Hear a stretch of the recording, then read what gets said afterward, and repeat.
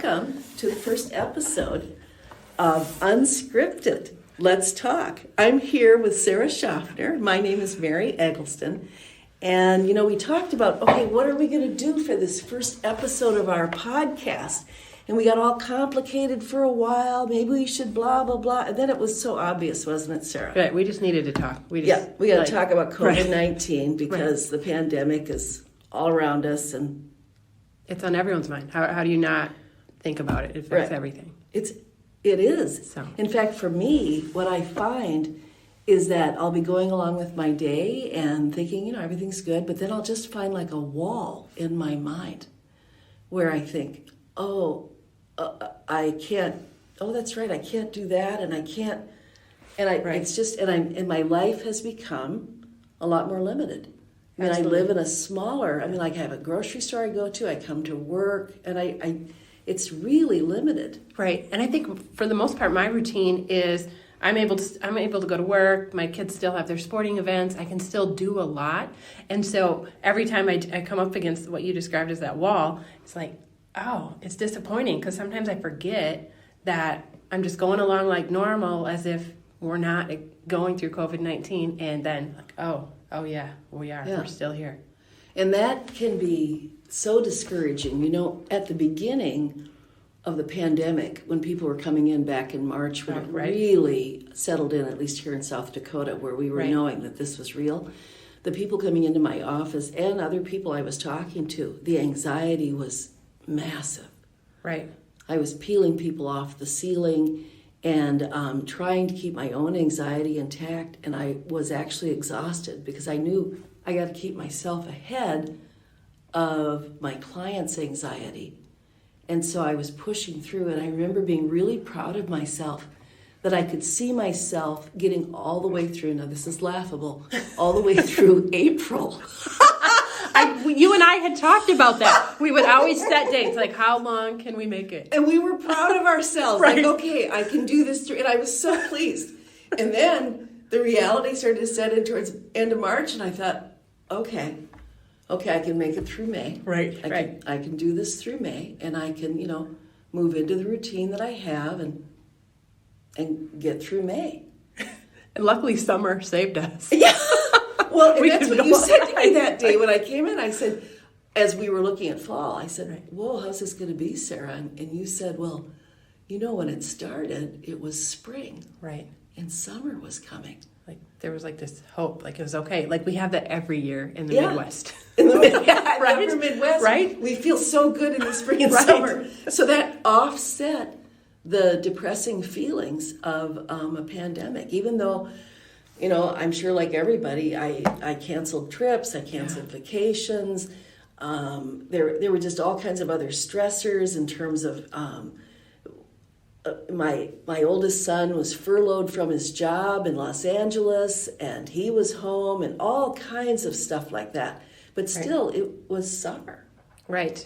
Yeah, because I definitely wasn't on the beach in Miami for Cinco de Mayo. I was in South Dakota. Was that your plan? Yeah. To be on the beach? Yeah, that was my plan. Me and my college roommates, we had this planned. We were excited. We were ready to go. And then COVID. Yeah. And I gave up Venice Beach in L.A. We had this great house that we'd booked. And so there was sadness. But, that's such a... It's hard to even say that out loud because it's such a privileged thing that we're talking about. Absolutely. But everybody had their sadness. Right. And that's nothing compared to the parents who were at home trying to work at home. I don't know how you did this because you have 5 kids, Sarah. People were trying to work at home and have their kids go to school. I don't even know. And I talked with people, and I talked through how to structure it, how to keep your mind clear. That just sounded almost impossible, and I think it was kind of impossible to do. Yeah, it definitely was. My husband had to work at home, and it lasted, I think, a day and a half before he said, I can't do this. I'm going back to work. Right. And so you set up a whole different thing for your kids to get through their day. Absolutely, yeah. And I think the biggest part for me was I just had to adjust my expectations. We just had to just accept that this is so big and so outside of our control that we can't expect to function like we did pre-March. Yeah. And I know that some of the people that I work with who have kids who have sensory issues, whether they're on the autism spectrum or any number of other things, it was really tough for them because those kids count on routine. That's probably the biggest thing they need is a routine every day. And those people needed a tremendous amount of support. So as we move in now to fall and winter, we have to reset our minds yet again to find a routine, a structure that we can live within. Right. And I think this is definitely going to be more of a challenge because back to the Midwest, fall and winter, just kind of enter in that people struggle. Yes. It's hard. It's depressing. There's no light. It's cold. You can't be outside. You can't be around people. You can't do the things that we could do this summer. It's tough. And then why don't you just throw the holidays in for fun? Yeah. So I think that one of the things that I've seen people do is that they've created a bubble of people that they trust, that they trust are also taking the precautions necessary, wearing masks, social distancing, that they feel that they can get together with. And of course, that becomes a really crucial piece. I think many people have become more skilled at doing Zoom and FaceTime and being connected virtually than they maybe ever thought they would be. Absolutely. But I also see people coming up with ways to really exit the stress. I have a woman that I know who she said that she is doing elaborate jigsaw puzzles. And she said it just gives her such a relief to move into finding that piece and that elaborate jigsaw puzzle and allowing her mind to rest. What kinds of things are you hearing people doing? Right. I think that when you talked about finding that safe bubble, that's so huge. And because initially, I think we didn't have that safe bubble. We just separated from everybody. And so bringing that piece, I hear a lot of people talking about being able to do that. Kind of mixed reviews on the technology. There's some people that use it, or some people are just still like, it's not the same, and so then they don't do it at all. So that's that's a struggle too. Obviously, being outside, which we were able to do this summer, I know for me personally, that was the one time too that I could absolutely feel like normal. This is regular life. We have to brave the elements more than we have ever before. I'm kind of thinking that I will. I'm just going to bundle up and at least walk around the block because I need that feeling of being outside. Right. And the normalcy that it brings. Right. But staying in the moment that you're in and not allowing your mind to move into what like the Buddhists call monkey brain, where you're going and going to the worst case place. That's a crucial piece. Yeah. And so in mindfulness, obviously that's something we talk about all the time in therapy, extremely more frequently now. Yeah. And staying, and that is something, a big thing that I talk about with people. Staying where you are and not jumping ahead. Sometimes all you can know is the next thing to do. And in the pandemic, there's a discipline of the mind that it requires in order to do it well. I'm just going to look at the next thing. I'm not going to try to run out the 10 next things, which I think we're kind of used to. We're used to being able to say, that's how that'll be in however many weeks. And to stay truly in the moment. There's a memory I have from years ago. I was in a women's spirituality group, and it was just such a great group. I was in my 20s. And there was a young woman sitting across from me, and she would come into the group, and she'd have this brand new baby. And she would talk about how she was married to a crazy, out-of-control cocaine addict. Wow. And I would have this thought of, how are you doing that? How are you doing this? What are you? And she seemed so calm. And so one day she said, sometimes I think, wow, this is, this could get really crazy, and I'm really scared, and I get really worked up. I am across the table from her thinking, yeah, no kidding. How are you doing this? And so I'm like all ears as she says, and then what I do is I think, well, am I okay right now? And I always am. In that moment, I knew that I had been given something incredibly important to remember for the rest of my life. When I get really worked up, I go back to that woman and the memory of her saying that, I check and see, am I okay right now? And I always am. It's just an amazing thing. And really, that was an example of the ultimate of what mindfulness is, of being truly in the moment that you're in. Absolutely. To be in your 20s and to hear that message, that's amazing. It was huge. It was just huge. Right. And I have carried it with me. I'll be sitting in session and maybe, and with the pandemic, I sometimes have 7, 8 people that I'll be seeing in a day, which is a lot. That's a lot of concentrated time. Yeah. And I tell clients this, I settle into my chair and I think, like right now, well, I'm just talking to Sarah. This is good. Mm-hmm. Life is good. Your life is happening in every minute. It isn't like, I'm going to carve out time for me, or I'm going to I'll do this, and then I'm going to go and take time for me. And people do this carve out thing. Right, and I think that's why it gets neglected, is because it doesn't have to be this set aside time. It doesn't have to be something extravagant. It can be like you could be sitting, like you said, right where you are. You can be driving in your car. You can be wherever. Yeah, or you're playing with your kid. Right. One of the things that used to give me tremendous relaxation when my kids were younger, I have 2 sons, and they're hilarious.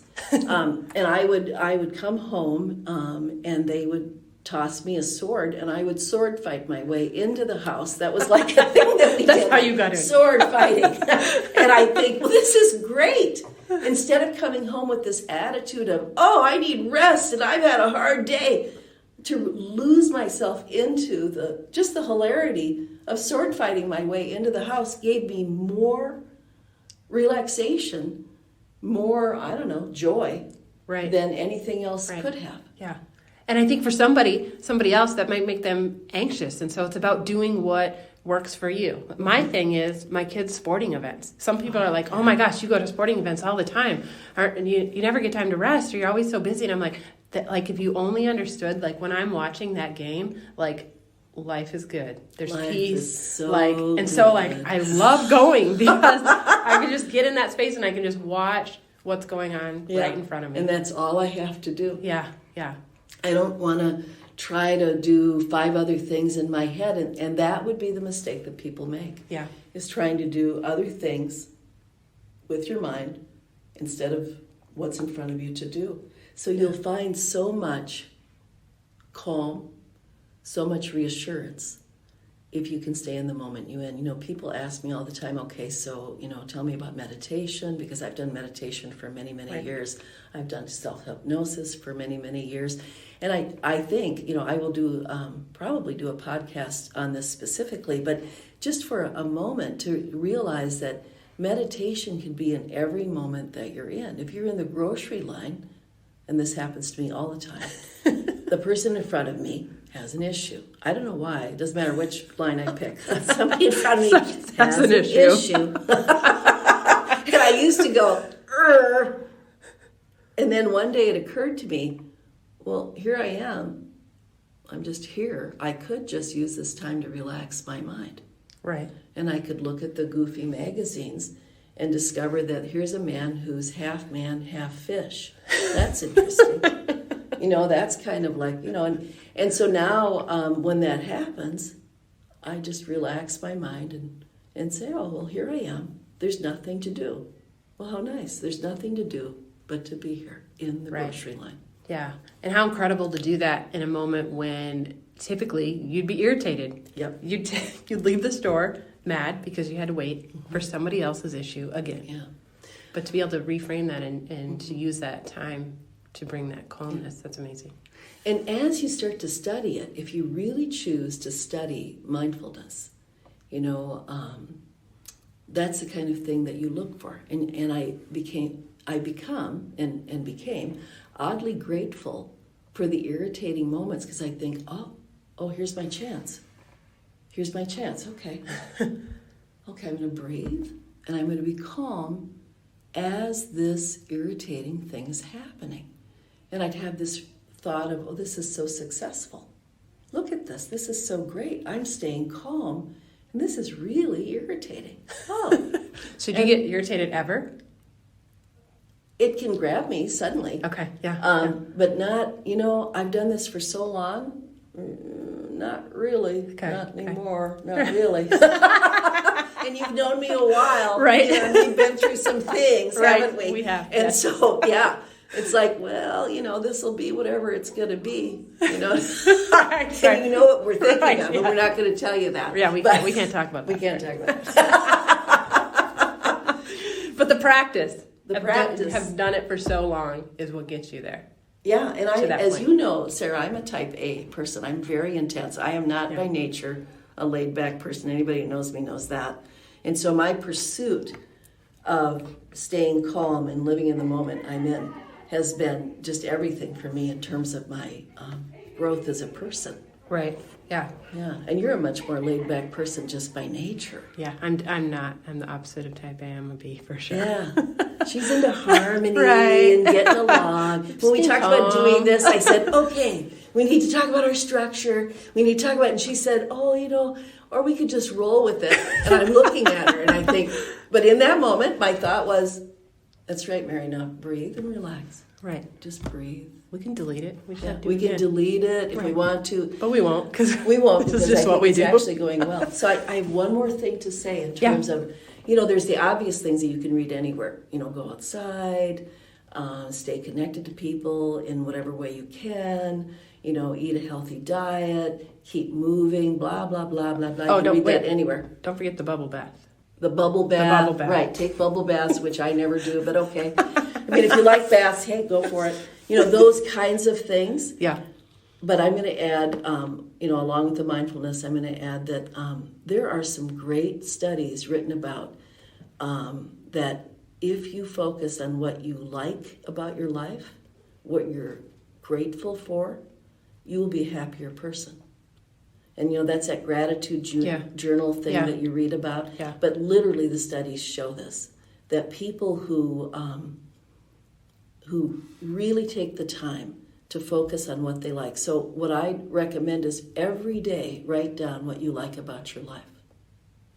Every day, write down what you're glad about in your life. And you will find it creating a new pathway, literally, in your brain of one where you feel better. I mean, and the studies are very clear. Right. You can Google it if you want to, optimism studies, and you'll read about it. But it's very clear. I mean, that is something, and you and I know that as cognitive behavioral therapy. Right. Where your interpretation of your life is your life. Right. I like to tell people, if you look for it, you'll find it. Mm-hmm. So when you're looking for the good in your life, you're going to find it, and you're going to see it, and you're going to have that experience. And also the opposite's true. If you're looking for what's not going right, life's not going to be a whole lot of fun for you. And it isn't. Don't just let it sit either, because then you're just kind of in between. Yeah. Live purposefully. So what are we saying? Have intention, have purpose, find passion. Okay, and then I'm just going to add one other thing. Doing this podcast, which is great fun, is something that came to me several months ago, thinking, I'd like to do something where actually it's been a couple years in the making. Yeah, you've been talking about it. Yeah, I've been talking about it a while. where I've been thinking, okay, so I'm older now. I've done therapy for over 40 years. What else is there? What else do I want to do? What else? And it felt like there was something more. And a pandemic is the perfect time to pick up that thread of that idea you have and put it into motion. So you found good in the pandemic. I did. Yeah. I mean, and here we are. We're doing it now. Right. And of course, I got to know you, and you agreed to sit down with me. Absolutely. Yeah. So last thoughts, Sarah. I don't have any last thoughts. She doesn't I don't have any last thoughts. No last thoughts. Sorry. I was so intently listening. That's okay. No, I loved what you just said, and I just kind of got caught up in truly being mindful and listening to what you were saying, that I wasn't even processing anything else in my brain right now. So I think that was pretty good for our first broadcast. Yeah. You know, we have an email account. If you want to send us thoughts or questions, what's our email address? unscriptedletstalk@gmail.com. But yeah, right. give them the clarifier.